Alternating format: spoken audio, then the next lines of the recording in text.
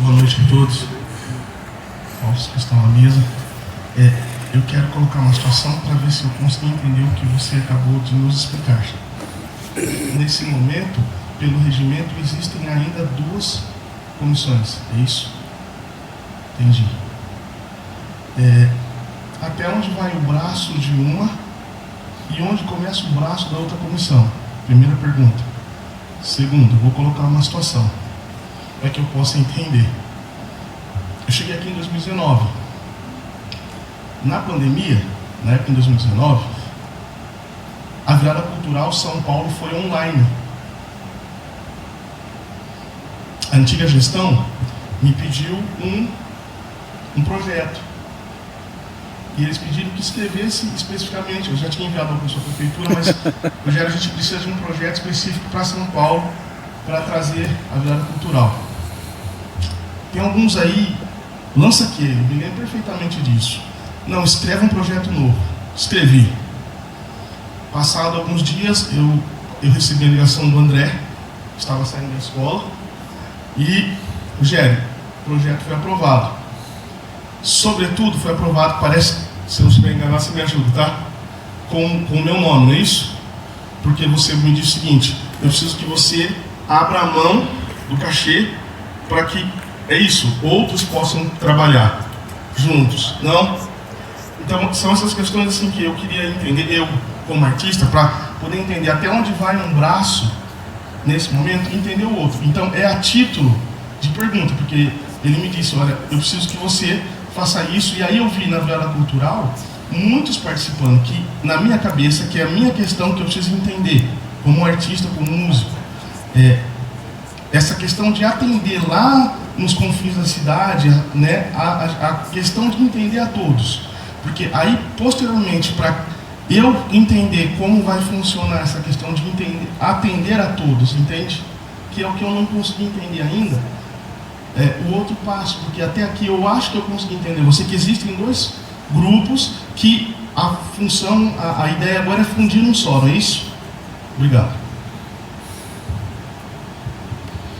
Sobre os dois conselhos, né, tem o Conselho Municipal de Cultura, que é um conselho consultivo, que significa que a gente, né, que quem está no conselho debate, vota, e isso fica como uma sugestão para o poder público, não é uma deliberação. E tem um conselho do fundo, que aí sim ele delibera em relação ao uso do fundo de cultura. No momento, esse conselho ele não é eleito, ele é indicado pela secretaria. Vou passar depois para o Bruno, se ele souber falar quem é esse conselho, porque eu não sei quem é.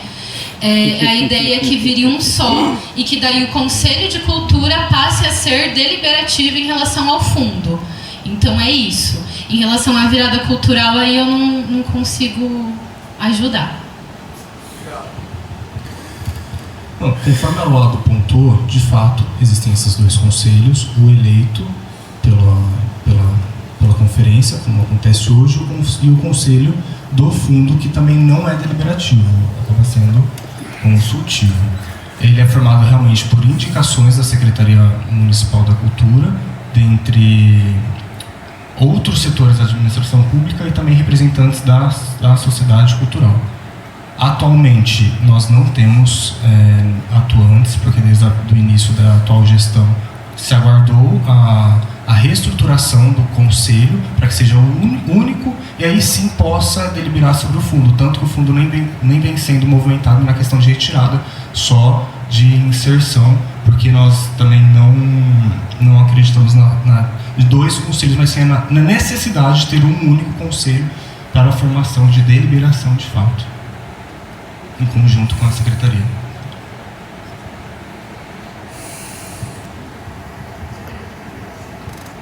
Bom, então eu passo agora a palavra para o André, que se inscreveu. Mais alguém se interessa em fazer inscrição?